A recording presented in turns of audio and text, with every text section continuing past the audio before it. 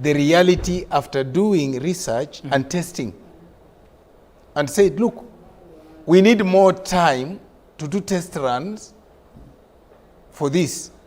But more importantly, Brian, are you aware that we are implementing a system of education which we have not done costing? We even don't know how much investments we are supposed to do in terms of infrastructure, in terms of human resource capacitation, the teachers, in terms of teaching aids and materials that we need. If you look at where CBC has succeeded, and I've just come from China, I was in China for 11 days. One of the things that you must do is to provide enough facilities and enough equipment. Today, in this country, you are pretending to implement CBC, you don't have enough teachers in physical education. Even from the universities, they have not produced enough teachers in physical education, which is a key component.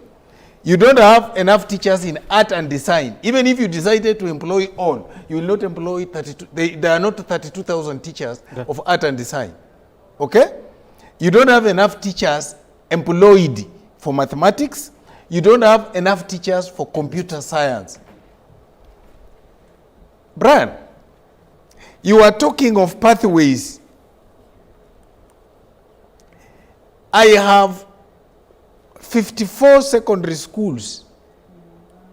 None of it can do sports and sports science because they don't have swimming pool, they don't have enough fields. So what are we talking about? That the people of Lugari constituency will be disenfranchised from one pathway. Even science, STEM, which is a pathway, technical subjects. I have schools I'm still struggling to build a semblance of a laboratory. Those schools do not have adequate facilities. Okay. And up to today, if you asked Belio or the people who are in the working party, how much money do we need in terms of investments in this CBC, nobody will give you an answer. Okay. Let me bring in Embakasi and East MP Babu. You know, Babu, the cost of funding this curriculum, according to Nabina Buera, it's too expensive. And to some extent, when we speak like this, it's like we didn't, do proper assessment and see whether it is going to work. Based on the reports that have been given, and that is most of the reports that your fellow panelists here on set have been able to touch on, say that it was doomed to fail from the onset. How do we get to solve this particular situation that we find ourselves currently in? Do we do away with it? Or is there salvation for this curriculum so that it gets to achieve the goals that it was intended to do initially, prepare students for the job market by focusing more on their practical skills, creativity, and also competence? Thank you, Brian. Number one, we must take education in Kenya. We must take it serious and we must give it the first priority because everything is about skills. And it must start from the president. If you see a president who loves education, then it means that there will be success in our education system. But if you get a president who doesn't like education, or rather hates education, like President Ruto, then definitely I can tell you that education cannot work in this country. Then you will look at a president by the kind of a cabinet secretary and a principal secretary that he nominates to work in the ministry. Then at the policy making level, we need serious people. If you look at this current Minister for Education called Migos, even the name is not inspiring at all. Look at Professor Magoha, Brian. Look at what Magoha was. Is Migos even 1/8 of a quarter of what Professor Magoha worse. So if you look at the unseriousness that we have in this country, right from the executive, because those are the policy makers. So the policy that is being made at that level, these people, they don't know. It's like Professor Magoha was taking a plane from the ground, it took off, now it's in the clouds, nobody knows how to come down. So this plane cannot come down. And when the fuel is over, this plane will crash. So it is really unfortunate because we've been talking about this and we are being told that we are making noise. We've been talking about this. It is our children that are being used here as guinea pigs. And it is so clear that CBC is failing. So the question is, should we proceed failing or should we find a solution? The quickest solution that we can get, number one, is that we employ more teachers.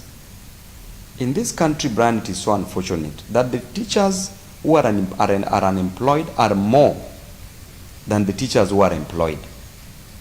Teachers who graduated 2, 5, 15 years, 20 years ago haven't received jobs up to date. That shows you how unserious we are, even at the TSC level.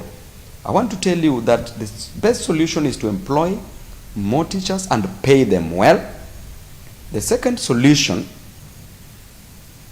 is to ensure that there are sufficient infrastructure in every institution of learning to facilitate the conducive learning and consumption of CBC, because it is a good diet that we can't afford. I want to tell you that today, Brian, our basic education, it is so sad and quite unfortunate that for us to achieve our basic education, that is primary and high school, a child is allocated 22,000 Kenya shillings as capitation. Out of the 22,000 Kenya shillings, only 12,000 is sent to schools. The 10,000 goes to number one, textbooks, number two, the Edu Afya, number three, activity, and number four, there's something called SMASE, which is science, mathematics and engineering training. So when you look at the 12,000 Kenya shillings that we have, that was introduced, the 22,000 was introduced in 2010. It has never been reviewed upwards, yet there is high cost of living, yet there is inflation. Then look at the 12,000 that is supposed to be sent to schools as capitation for every student. What happens to it? During Uhuru's regime, only 60% was being sent to schools, which means that even the 12,000, which was supposed to be sent at 50% first term, 30% second term, and 20% third term, them wholesomely, Uhuru's regime was sending only 60,000. Of 12,000, that is 7,200. Ruto's regime, in the last financial year, he was only sending 52%. 52% of 12,000 is 6,240 Kenya shillings. Now, this tells you how unserious we are with the education sector in this nation. So let us employ teachers, let us increase capitation, let us construct proper infrastructure, let us not ask money from parents, the humble parents, parents who are stricken by poverty, to send money meant for practicals in the name of learning practicals at CBC level. All those materials should be provided by the government. So when we do that, then yes. I want to let you go, but before I do that, let me, you know, most of the things you are listing down as solutions, when somebody looks at them, they look practical and to some extent very easy. But when it comes to putting them down and implementing that, it seems that that's where we have a problem. Why is that the case? You are a parliamentarian. How do we get to address this so that we get to see some seriousness when it comes to dealing with this particular issue? Because the train already left the station. We need to see it, you know, extend to the final destination. For us, We need to achieve an overhaul of the education system in this country, and it does not require one person, but it starts from the president, number one, by sacking the minister for education and giving us a person who is serious, a person who is at the caliber of Professor George Albert Magoha Omori, who was very serious with education in this country. That is number one. Number two, at that policy level, if you look at the county directors of education, that should be seriously shaped and competent people employed at that level, up to the sub-county level, up to the principal and a head teacher who is being employed, because we want quality education to our children from high school to primary or primary to high school. Then we will also discuss about the university level as you had suggested. So generally, it needs a situation where every stakeholder must come on board. We don't need any more laws for this. We need implementation of this. We can't say that we are going to Parliament to make laws for CBC to be implemented. It is the president who must come out. But because this president does not value education, he will clearly ignore it, as he has always done. He will clearly ignore it, and he will not do anything concerning this. So I will not be surprised, because he wants to punish our children. He doesn't like a person who is intelligent next to him. For you to be his friend, you must suspend your brains. So he must stop that and focus on the lives of our children. Honorable Babu, thank you so much for that. Of course, joining us live from Mombasa. Let me come to you, Moses. This is the thing. We start with the issue of resources, and we go to teachers, because that has been the bone of contention. We don't have enough teachers when it comes to implementation of the CBC. Enough, we've seen teachers take to the streets, especially the JSS ones, demanding that they want to be, employed, so that we get enough human resource to be able to handle this particular transition. How are you handling that as a union that deals with teachers directly? Thank you very much, Brian, for the question, and I want to thank Mheshimiwa Babu for the insights, and Mheshimiwa Nabwera here, who also believes that we were not ready for the 844, and the chairman of Parents Association. I am shocked that the policymakers, the people who developed laws and people who also allocate money from the exchequer are also crying when Ndorima and the chairman Parents Association are also crying, because nobody is going to help this country. Parliament is where sharing of resources is done. Okay. And I want to say that they need to be forthright in terms of what they are doing in Parliament, so that this country can move. About teachers, I cannot say that teachers are not trained, because Kenyan teachers are acceptable world over. Go to America, you find them. Go everywhere, and they are praised because of the skills they have. What I may agree is that in the technical areas of education, we don't have trained teachers, but we have people who are trained in for example, electricians and so on. For us, like myself, I was never taught by trained teachers. And that is why Teacher Service Commission now is amending the Teacher Service Commission Act to entrench the fact that they can source personnel from even teachers who are not trained. Okay. That is one way of doing it. The other one is that, we were taught by untrained teachers, and we are here today. We can speak a bit of English, although there is Kemeru inside. So I'm saying that as regards costing, one of the components of curriculum design is financing. The other one is planning. These things were done by curriculum designers. And they're in statutes, and they're in books at the ministry. So if you want to read them, you read them. But what we are lacking is political goodwill in the country. If we are in political goodwill, issues of materials and what these things can be done because they are there. For example, why don't you take grade 7, grade 8 to high school, where we are next year we are going to have a free class because there won't be Form 1. Okay, and let me bring in Honorable Nabi. You are a member of Parliament, Lugari constituency. Your constituency is going through this. If you were to paint a picture of how it looks like when it comes to this implementation on the issue of teachers, on the issue of infrastructure, how does it look like?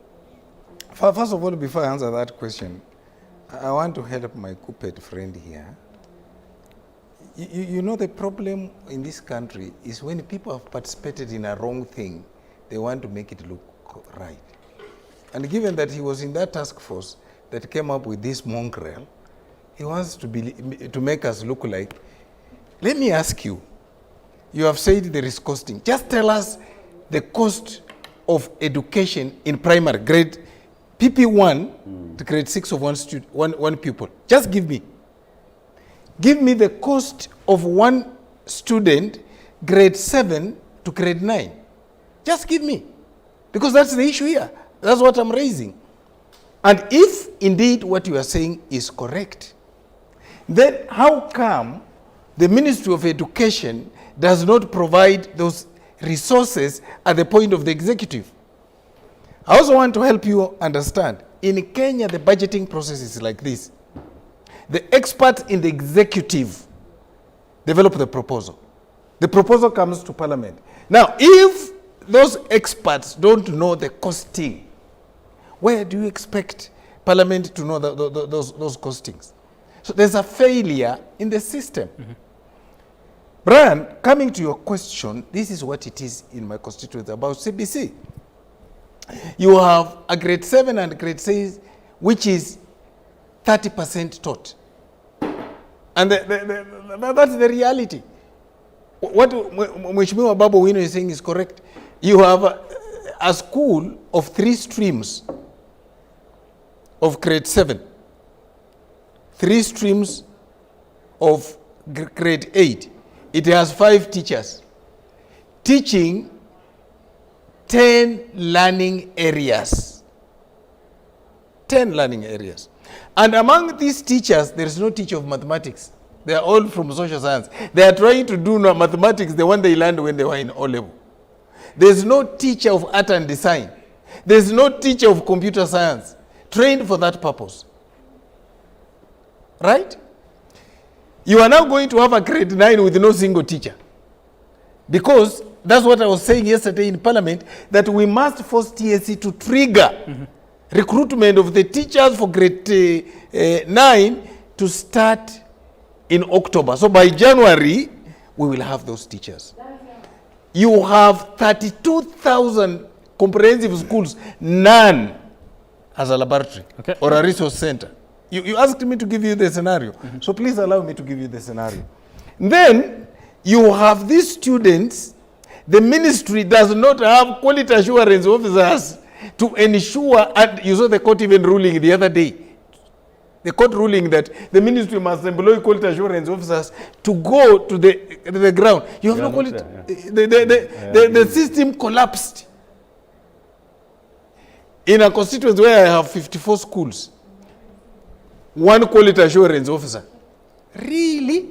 54 secondary schools, 120 primary schools? Really? Then we are not serious on this. Okay. The gap here is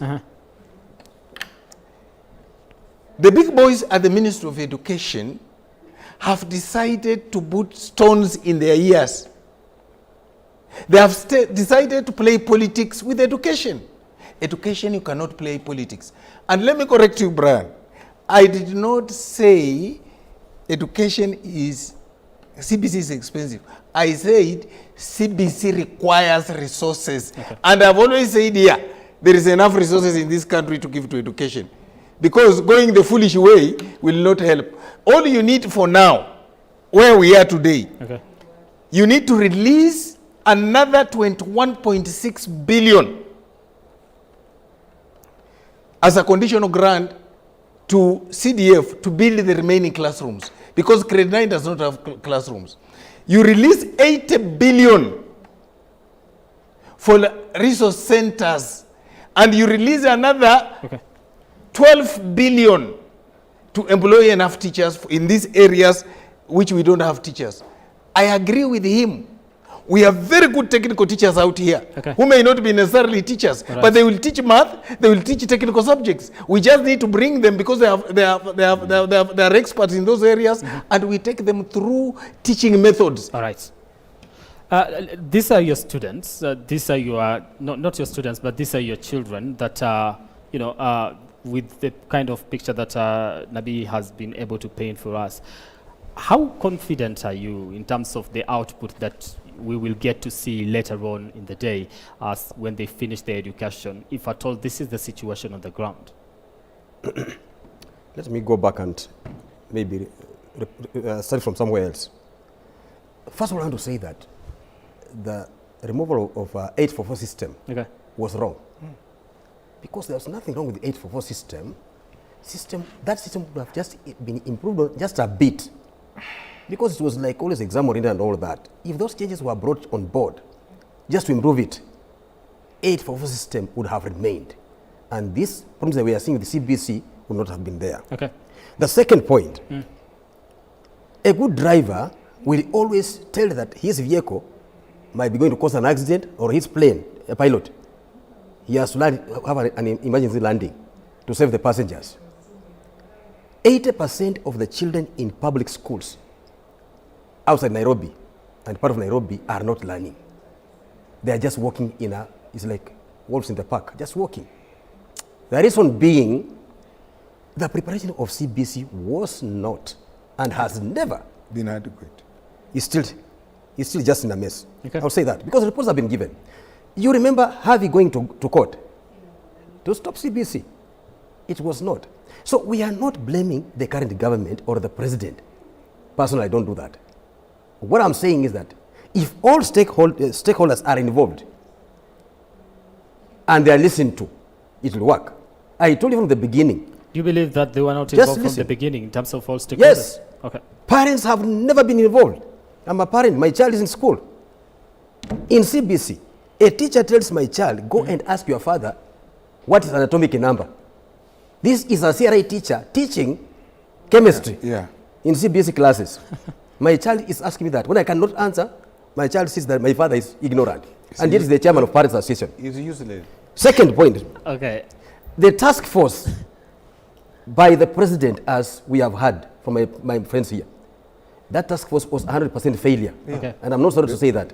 And you're a member of parliament, Bwana, you sit in the education committee. The task force that was formed once the president took office? Yes, the working party. The task force report is totally null and void. The fact is that it has never gone out to stakeholders for validation, but it's being implemented. So how do you implement things that the people, just a minute, allow me to finish this. All right. Failure to validate that report before the public remains illegal for it to be implemented. And members of parliament, Mr. Nabuera, you are here. When it comes to parliament, if you pass that one, my friends, the parents will behave like Gen Zs, we shall get you out. Okay. Now, the last one. I want to go the last one. Yeah. On issues of policy. I'm under the rate. When you are changing any policy in the education sector, all stakeholders must be involved. Right now, the second mistake that's being made, the Minister of Education is drafting a new education bill, 2024, and is totally doing away with the parents. Okay. How can you do education without parents in the country? It won't pass. It cannot. So that one again, Mheshimiwa, put that down again, the second one. If that bill comes to parliament, please just throw it away. All right. I want us to cross over to Senator Nyutu, who is on standby to give a take on this particular conversation that you're having on the state of education. Thank you, Mr. Kimani, and you are right that there have been very many complaints and cries from parents and students, especially those that joined or are supposed to join first year. This September, there are those that joined last August.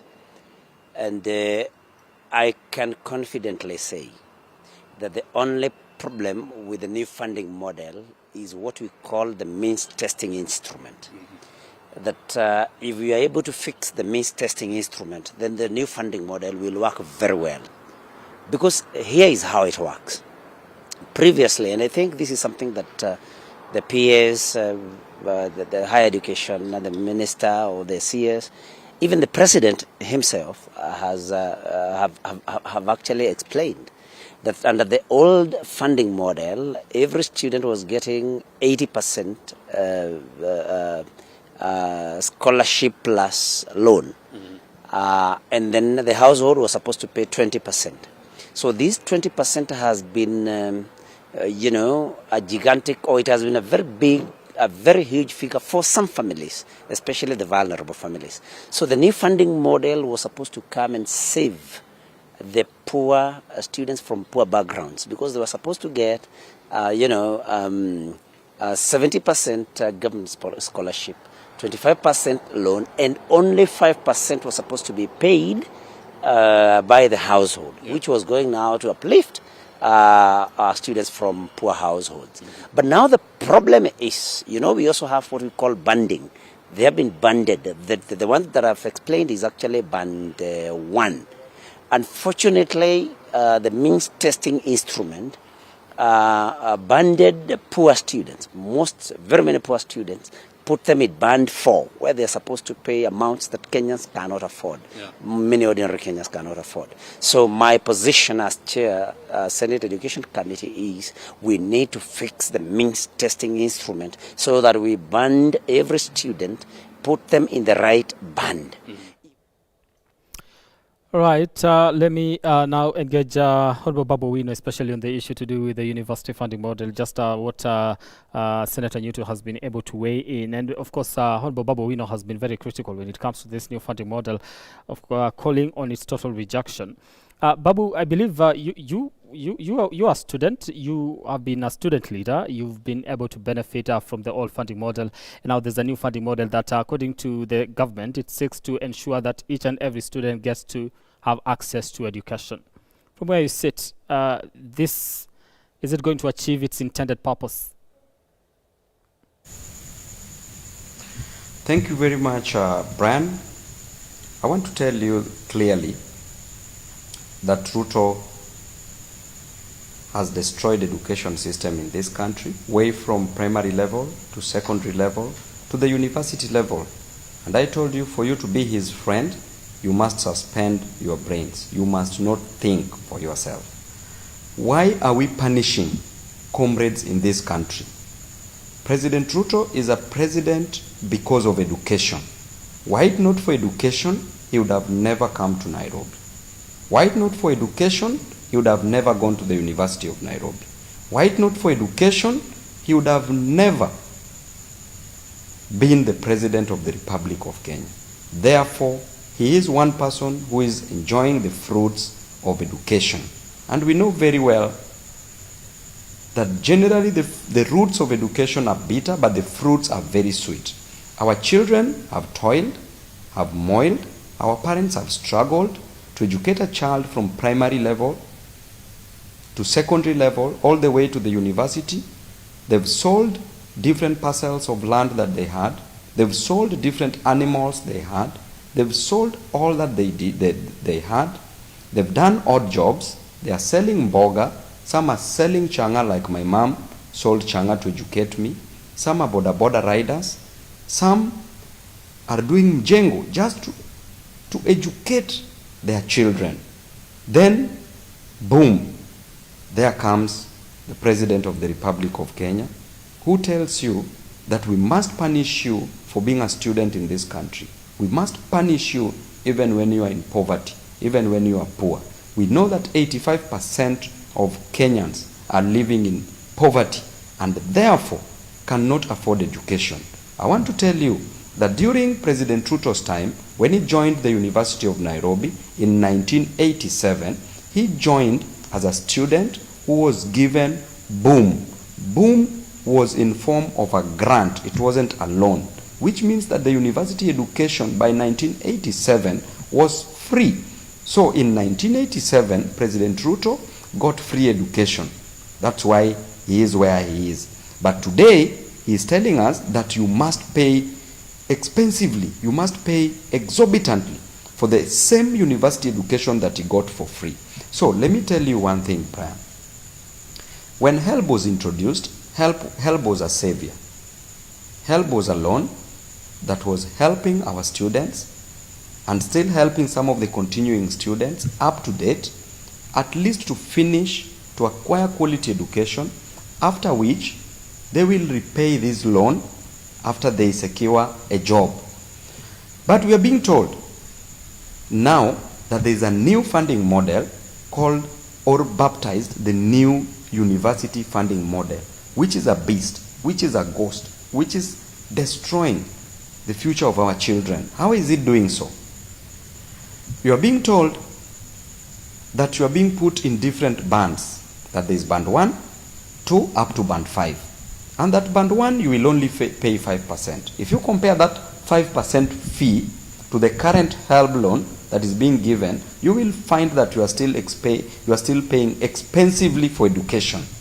Then, now, the elephant in the room is this, Brian, that any other student who is joining the university now probably has attained the age of 18 years old, which means that that is an adult. The law in Kenya is very clear that if you are a parent, you cease to take parental responsibility the moment a child attains the age of 18 years old. Therefore, every other person who joins the university as at now, every comrade, is at the age of 18 or 19 with no job, has never worked anywhere, cannot afford education. Then you want to discriminate them, put them on different bands. Our constitution, Article 260, clearly defines an adult as a person who has attained the majority age, which is 18 years. Then we have the Children Act 2022 defines a child as a person who is below the age of 18 years. Then we have the Age of Majority Act, Cap 33, Section 2, clearly states that a person ceases to be under any disability as long as they attain the age of majority, which is 18 years. Therefore, what am I trying to tell you? That these students who have attained the age of 18 at the university, their parents have no any obligation to educate them. Why is it that the government wants to impose fees on these students? So we should suspend, we should disband the banding system. We should suspend this new funding model. This idea of student leaders are being called every time in State House to go and help the president to pass this. I want all the student leaders in this country, plus all the students in this country, to hold very major demonstrations in every university, in every college, in every institution of higher learning in this country, and hold serious demonstrations to disband the bands. We have to ensure that this new funding model is suspended. We want education to be of high quality and affordable to everybody. As I told you earlier, the role of education in the growth of our economy. As I told you earlier, that the best way that Ruto is doing to kill our children is by taking away pens and books from them. That is the easiest way to destroy them. The other day we saw the Gen Zs demonstrating.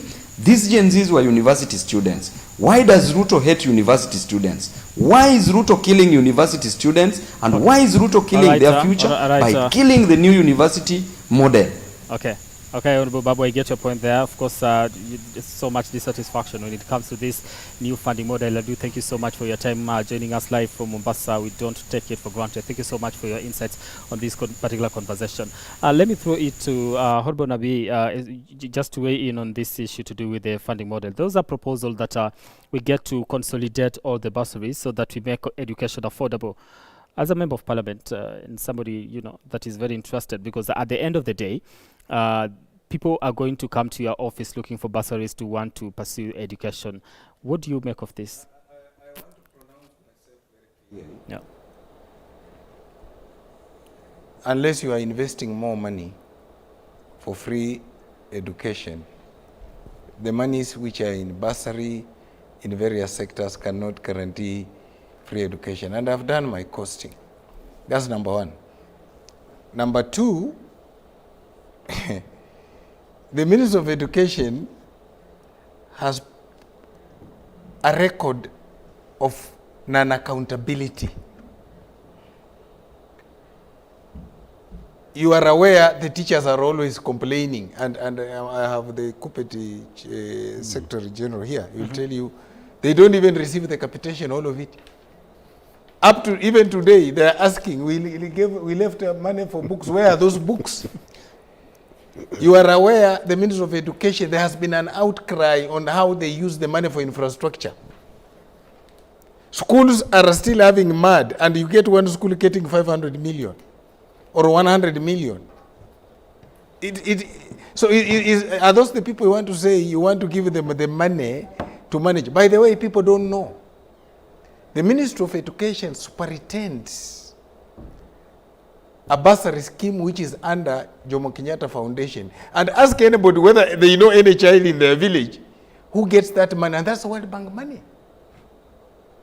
The only way you can guarantee Wanyama and Nekesa of Lugari to get money is where they access that money easily. Mm-hmm. We cannot go back to a system that ensured one county got 10 national schools and another had 0. Centralization has killed this country. Centralization is the reason why I don't have one single tarmac road and one county has every pathway to people's homes, tarmac. So that's not a solution. Okay. Let's talk about the funding model. What is the problem in the funding model? The problem in the funding model are 3. Number one, from nowhere, universities increased the cost of education per course. You know, it is laughable that medicine course is cheaper in a private university than in a public university. It's laughable. And yet the public university is funded by public money. Okay. So the university costing of courses is erroneous. That's number one.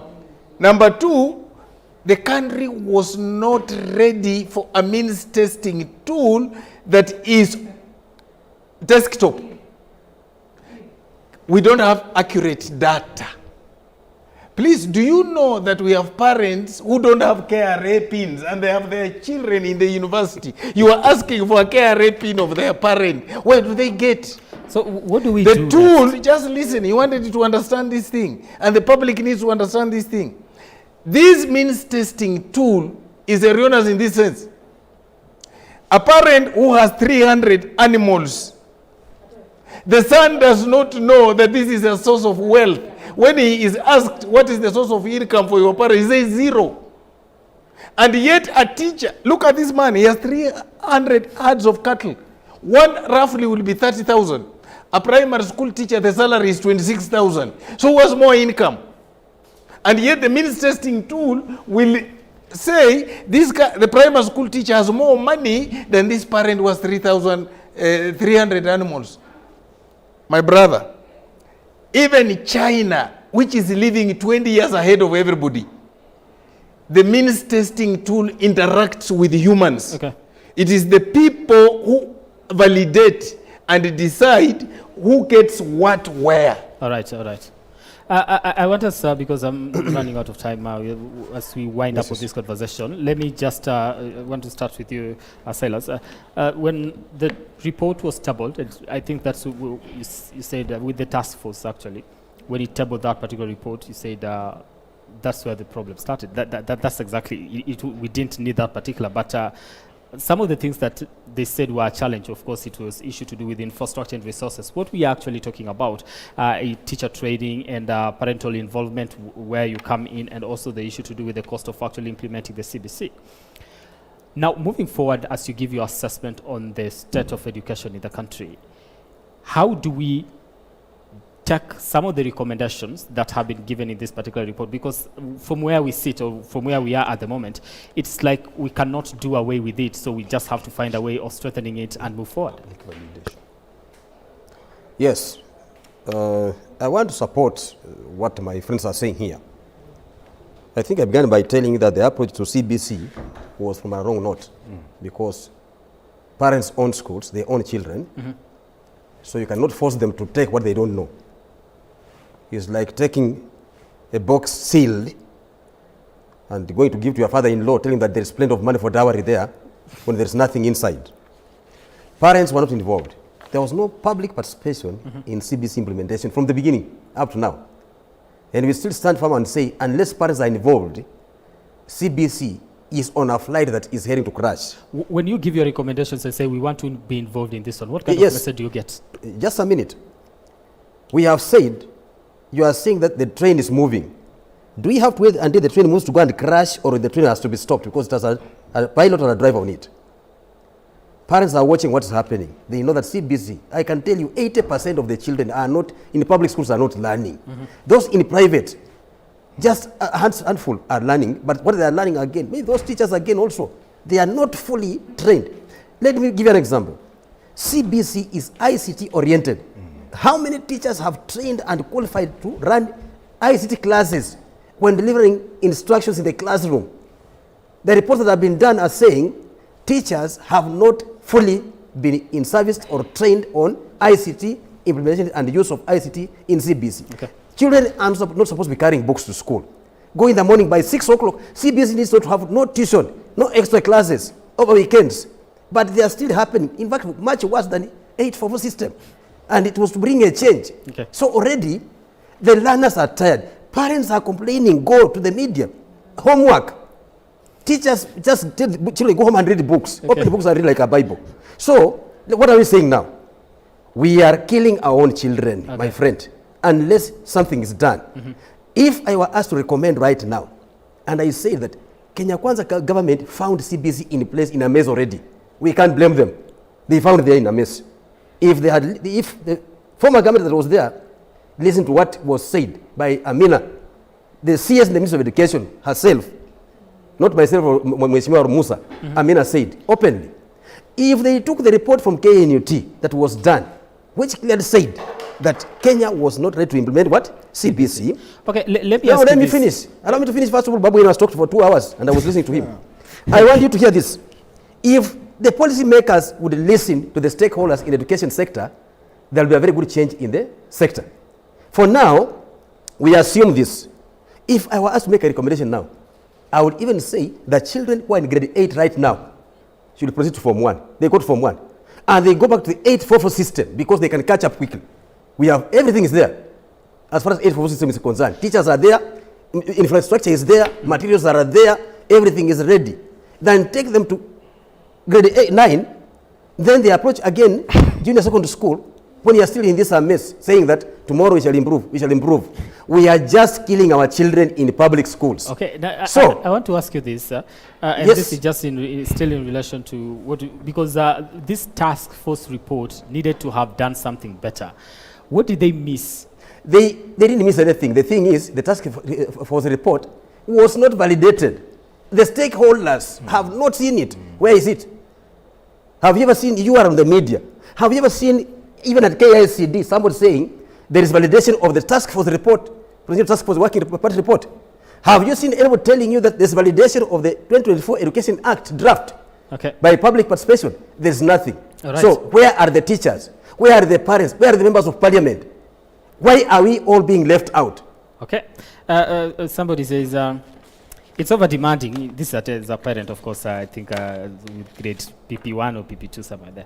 It's over demanding in terms of time and resources. Also, it makes the kids to be relaxed as the competition is based on skills and talent, yet parents are paying lots of money and some schools are yet to deliver because the teachers are underpaid and are expected to perform. Yani, we need the old system back.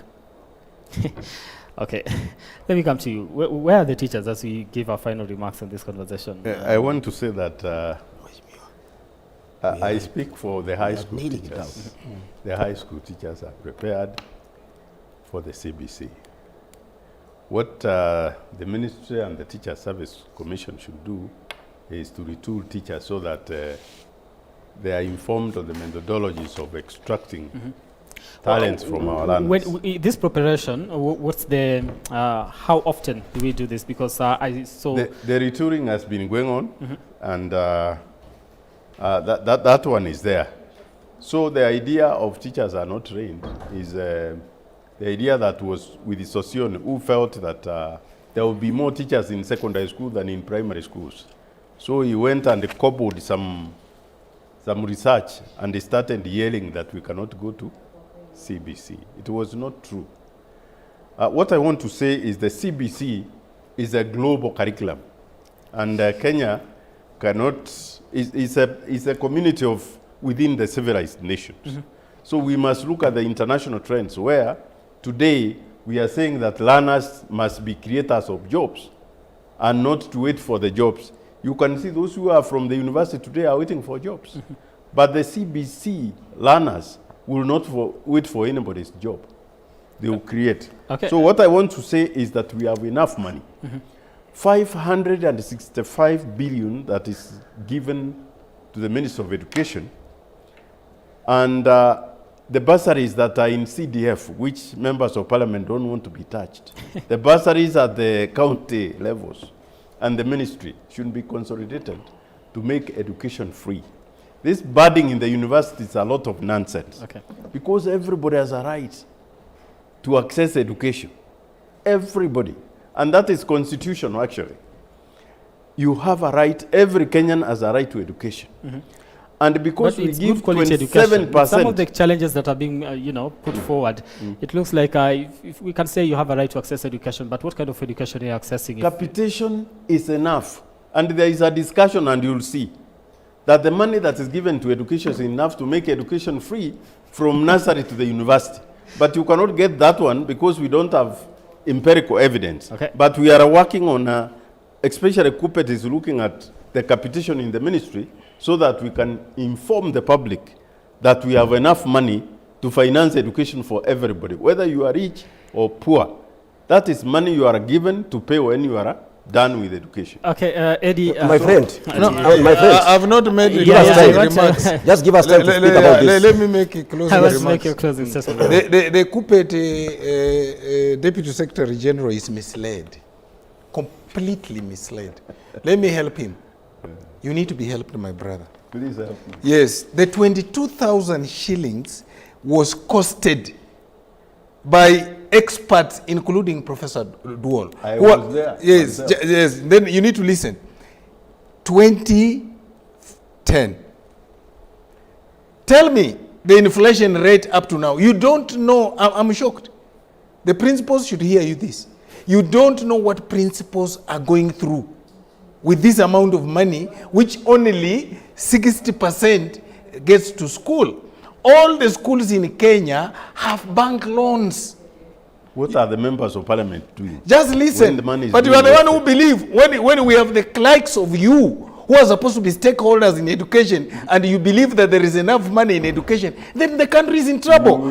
I'm saying if you want education to be free, provide 1 trillion shillings. And the country can afford that. Forget about giving NIS 48 billion shillings to do abduction and things that don't make sense. Nabi, why do we need now listen, my friend, let me come in. Just a moment before I come to you. Why 1 trillion? Why just specific 1 trillion?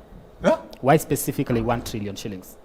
Why? Why specifically 1 trillion shillings to be provided for? Because when you do costings of education and you want to make education free, please look at this way. You must equalize facilities. That's number one. Okay. So you must invest in the following. Have adequate classrooms everywhere. Have schools that don't have laboratories, from comprehensive school to secondary school to have them. Add enough teachers. Please, if you have to go CBC, you must employ teachers in subjects that have never been taught at that level. Okay. Including art and design. Okay. All right. Yes, I want to say this. Because I'm totally out of time. Just 1 minute. Yeah. We have said already that train is taken off, but it's heading in the wrong direction. Yes. Yeah. I have said this. If we ask ourselves, all the way from grade 3 to grade 8 right now, those children there in between, there are over 10 million. These are raw children because nobody has taught them. They know nothing about CBC. Exactly. Okay. Parents have nothing about them. Parents are worried. Now, we are still proceeding of taking those children going when the train is going. Where are we taking those children? Okay. We are killing the future country. Which train, by the way? It has no wheels. All right, We are killing parents and their children. Well, to be fair to me, when I started, I said, you know, we want to figure out whether the train has actually left the station. Is it really moving or struggling to maintain? It has the no rails? wheels. But I want to take it to Mumbi. Kindly, you bring us up to speed on what Kenyans are actually saying as far as this conversation is concerned, Mumbi. And indeed, on this side, Brian Amwai, we continue to monitor all the feedback coming in on all our social media platforms regarding the state of our education system, specifically the competency-based curriculum system, as well as funding of higher education in the country. And your feedback has absolutely been crucial in informing the conversation going on. You can talk to us on our social media platforms, like I told you earlier, on Facebook, Kameme TV Kenya, as well as K24, on X, formerly Twitter, at Kameme TV Kenya, as well as at K24. We'll now be sampling some of the feedback or messages coming in from our viewers on this very important discussion tonight. Carlos Kipkoech, quite a packed message. The government should provide adequate resources for it to be implemented fully. As we speak, there are no integrated books for creative arts and pre-technical studies, no computer laboratories, no science laboratories in some schools. Also, most of the CBC books, if not all, have a section where a parent or a guardian should help their children. The challenge here is that quite a number of parents lack digital devices like smartphones, which are very essential in carrying out research. Asante sana, Carlos, for your message tonight. Kingsley Kipto says, I understand nothing as far as this thing called CBC is concerned. Don't force things to the citizens. Asante Kingsley for your message. Ibrahim Okola says grade 9 should be domiciled in high schools where we already have teachers and laboratories for science-based subjects, among others. But in primary schools, it would take the government a lot of resources, which are bringing a lot of confusion to the common mwananchi. Ibrahim, asante sana. Let's get another one. Kiprotich Collins says CBC should be done away with because of lack of enough teachers, not enough classes, and also lack of equipment for laboratories. Thank you, Kiprotich, for your views. Nakumara Senior says, what was the work of the task force that was put in place? What were their findings and conclusion? Did they conduct public participation? Nakamura, thank you for your message. Simon Tukay says, up to date, we're not able to understand CBC and very rare and very costly to implement, especially in remote areas. I would advise the government to improve the system for the sake of our children. Thank you, Simon, for your views. Joan Dirango says Kenya was ill prepared for CBC system. Teachers haven't been ready for CBC, overloading children with homework. CBC is an expensive affair. Thank you so much for being a part of this, for all your views. Your insights have been invaluable in informing this very crucial discussion tonight, which will continue in the coming days. Asanteni sana, we appreciate you. Thank you for watching. Thank you for being a part of this. My name is Mumbi Chege. Have a blessed night. I'll now be handing over to Brian Amwai to wind up. Brian? Sir, Brian from Home Salaba. Thank you so much for that particular feedback, Mumbi. Of course, that's where we wrap it up here on the program and the broadcaster tonight. This looking at the state of education, we started all the way from 6 p.m. with Busara Naman and the Swahili team all the way to this particular moment. This is 11:05 p.m. Of course, we did have David Kagina earlier on taking a look at the university funding model and his panel there. And of course, I want to thank my panel here in studio, who've been very awesome when it comes to engaging us in this particular conversation and trying to make us understand where the problem is as far as the implementation of the CBC is concerned. And of course, that is Moses Nturima, who is the Deputy Secretary General Kupe. Thank you so much for coming tonight, sir. Honorable Nabii Nabwera, who is the Member of Parliament Lugari. Thank you so much for making time, sir. And also Silas Obuhata, who is the National Chairman, Parents Association. I do thank you for coming tonight and making time for this conversation. Of course, earlier on we did have Honorable Babu Owino, who was joining us from Mombasa live, right? That's where we wrap it up. Thank you once again. And let's do this when God says we do. Good night. God bless you.